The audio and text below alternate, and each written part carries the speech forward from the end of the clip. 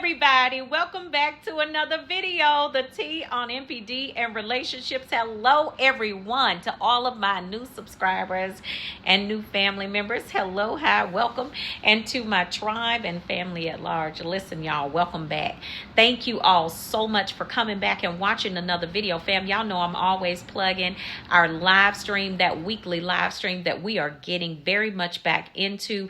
We just came out of a series, Are You Spiritually Compromised? Okay, and I'm gonna tell you something. That that particular series was something, and we talked about all the different aspects of, what could cause us to be spiritually compromised. And today, like no other, you better make sure you good, because you got people out here doing a whole lot of wicked stuff, baby, and they are not caring and they are not hiding. Okay, so you better make sure you good, and if you gon' and make sure you be kind to folks. Now I ain't saying be a doormat or be a doormat for anybody, but just make sure you're kind and you treat people the way you want to be treated. All right. But I want you to, those of you that did not get an opportunity to join us on our Are You Spiritually Compromised series, y'all might want to go back and review that. I would admonish you to do so, because listen, this is where we go from healing to wholeness to boldness on the live streams. Listen, it is very important for you to take care of your physical man, but it's also important for you to take care of your mental and also your spiritual. Your soul is a part of your spirit nature, right? So you want to make sure you take care of your soul, fam. Make sure you take care of your soul. It is the thing that is usually the most tattered and the most bruised when you come out of narcissistic abuse, okay? And so this is one of the things that people basically lack to care for, and it's the thing that gets them in the end, because when they try to move on, and when you all try to move on to another situation, possibly one that is not toxic and abusive, you still have issues because of the unresolved trauma inside of you. Take care of you, all right, family? And y'all listen, y'all know I'm always asking y'all, please help your girl out on that like button. Y'all hit that like button. Y'all know I'm saying hit that like button, hit that like. Y'all know the goal of the day is 2.1K plus on the likes. If you rocks with your girl, I need y'all to help your girl out. Okay, Lord help a sister out now. Y'all hit that like button for me, okay? All right, and last but certainly not least, y'all know I am plugging the book Seduced by Satan. Listen, it is a page turner, y'all. This is something else right here. I told y'all it's a showstopper. It's a jaw dropper. Pick up a copy for yourself and somebody else. I'm gonna tell you, they will thank you, and you will thank me later.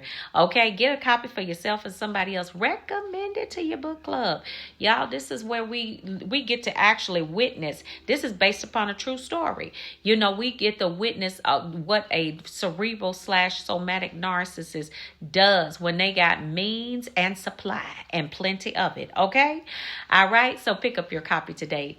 The link is pinned in the description below. Okay, let's get into the topic of this video, y'all. I want to talk about this. I was asked, is there a way? And if there is, how do you express your interest or express your concern or your problem with a narcissist? Okay, so what I'm going to talk about today on this video, or this evening, I'm going to tell you, please save yourself. Do not argue with a narcissist. Okay? I'm going to tell you what it's like. What happens when you argue with them? Why you should never argue with a narcissist. First of all, in order to argue with someone, let's just establish a few basic things. You need to make sure that this person is interested. You need to make sure that this person is interested, either at least remotely interested in what you have to say. Okay, that's number one. All right. You need to also make sure that you are dealing with somebody that has a full deck. A narcissist doesn't have a full deck. They got the deck, all right. It's a few sandwiches short of a picnic basket. They are not dealing with a full deck, I'm telling you. You need to make sure that you are at least having an exchange with someone that has let me just say, some empathy, and they have the ability to reason, and they have good sense. Okay? You need to establish that. And you know what? Also, you need to make sure that if you're going to have an exchange or a argument with somebody, make sure they got a frontal lobe. You know, that thing that you use to think? Yeah, process thoughts and things like that. Yeah, narcissists minus that. Yeah, they don't have good sense. You know what I'm saying? They don't. I said it. So when you're thinking about, and I'm gonna tell y'all, this is what it's like. Let me tell y'all what it's like when you're arguing with a narcissist. Since I was asked this question, can you just talk about that? Because first of all, let me tell you, if you try to argue with it, you can't argue with a bird, a backwards walking giraffe, a backwards flying pigeon with the feathers missing. I said it. A Chinese crested. That's what they looking like. Yeah, you can't argue with nobody like that. These people are absolutely crazy. They are. And so when you try to argue with somebody like that, this is what it's like. I want y'all to picture this. It's like when you trying to tell a narcissist that you would like them to do something different. First of all, you threatening a narcissistic injury. So they already looking at you like they're giving you that side eye. Okay? Because you about to disrupt their little world, okay? With your oppositional behind. You got the nerve to be oppositional about the thing that is really bothering you, but then their behinds are oppositional on purpose. Okay? But I digress. I mean, constantly. They be getting on that reserve nerve. They pushing buttons and everything. And them being oppositional is them pushing buttons too. Okay? Yes. So you trying to have a discussion, a debate with somebody, a narcissist. It's like you standing in front of a brick wall. And you just telling that brick wall all of the different things and why this situation ain't gonna work, or why you don't like this and why you don't like that. Ain't none of them bricks finna talk back. Let me do you one even better. Maybe you just have some Eskimos fly you in a big old block of ice from the North Pole or Alaska or wherever you want to get it from. And you stand in front of that block of ice, put it out there in your backyard, front yard, you put it in your kitchen. I don't know where you want to put it. Standing there in front of that block of ice and just arguing your little heart out. And that block of ice ain't saying nothing. It's just standing there melting. That's how it is when standing in front of an ice box or a refrigerator, because narcissists are cold as ice. They don't care nothing about your argument. They don't care nothing about what you arguing about, what you mad about. They don't care nothing about none of that. Okay? What they care about is the fact that they want control, and you don't have the right to express your feelings about anything, especially if it's oppositional to what they want. Period. I told you. These clowns are crazy. What's going to happen is when you try to argue with them, you know what they're going to do? They're going to turn that argument into a circular conversation. That's what they're going to do. Let me tell you, for those of y'all that's new to this and y'all don't understand, I'll tell you what a circular conversation is. They're going to keep on repeating the same thing over and over. Then they're going to take bits and pieces of your conversation, say they said it. And you said, no, I know you didn't say that. I said it. No, I said that. I said it 15 minutes ago. Well, y'all been arguing for an hour. And you still haven't gotten anywhere. And you going in a circle. They turn it into like word salad, a circular conversation. By the time you get out of that argument, I'm sorry, y'all. By the time, y'all listen.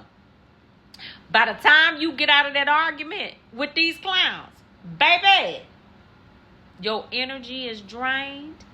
You tore up from the floor up. Baby, beat up from the feet up. You don't know what to do with yourself, baby. You need to go and rest all of your nerves in your whole entire body. Yeah. Because this how they are. They want to. Y'all know that narcissists are energy vampires. This is one of the best ways for them to get energy from you, is to provoke you to an argument. They know you ain't gonna like what they saying and doing. This is why you need to do this. When a narcissist acts stupid, they want to push your buttons and make you argue with them. You go outside. Ooh, the sky is so blue and beautiful. Oh no, that sky is not blue. It's green. It sure is green. It's Kelly green. Don't argue with them.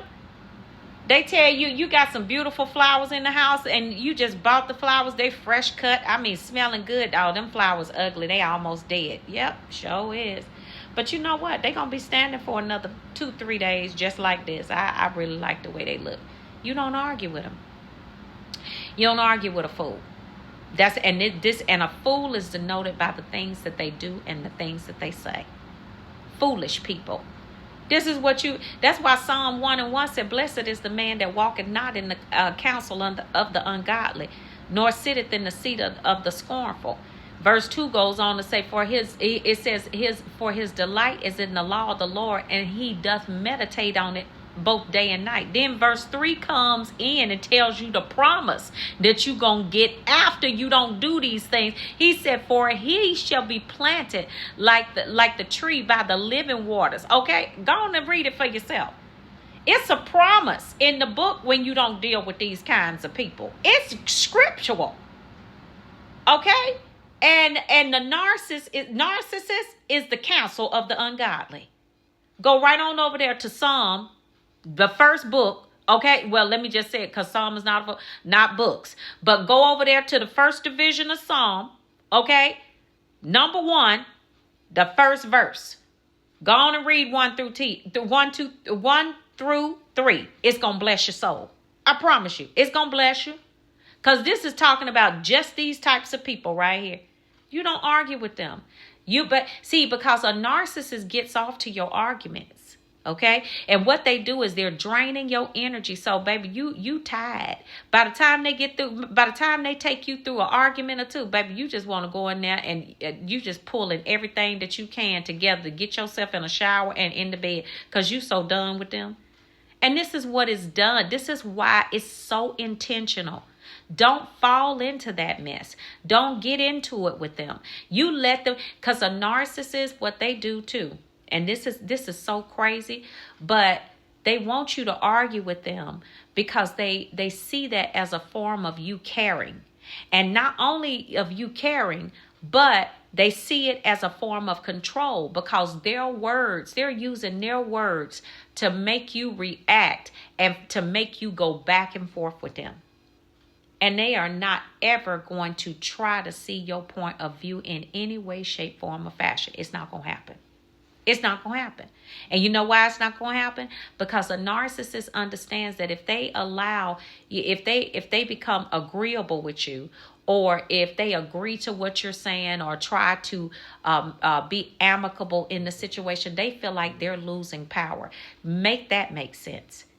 This is what happens when you argue with them. Don't try to explain yourself. Don't try to sit up there and argue with these clowns, because all you gonna get is more conversation in a circular motion. And then they're gonna call you. They're gonna tell you lying, you this, you that. All they're gonna do is that's all they're gonna do. They're gonna drag you emotionally, mentally, and spiritually. That's what they're gonna do.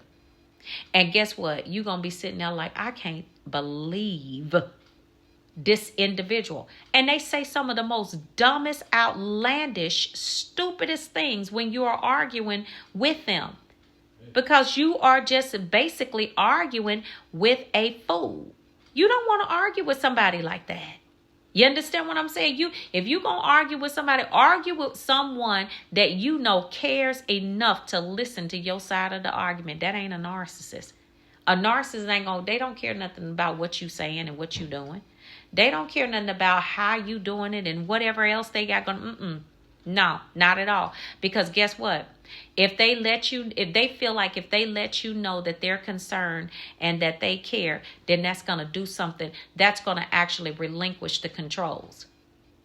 Listen, they have to be oppositional on purpose. Okay, family? So listen, don't argue with them clowns. Let them argue with themselves. All right? So listen, y'all, family, be good to yourselves, all right? And I'll see y'all on the next video. And I will see you all healed and whole at the top. Shalom, family. Peace.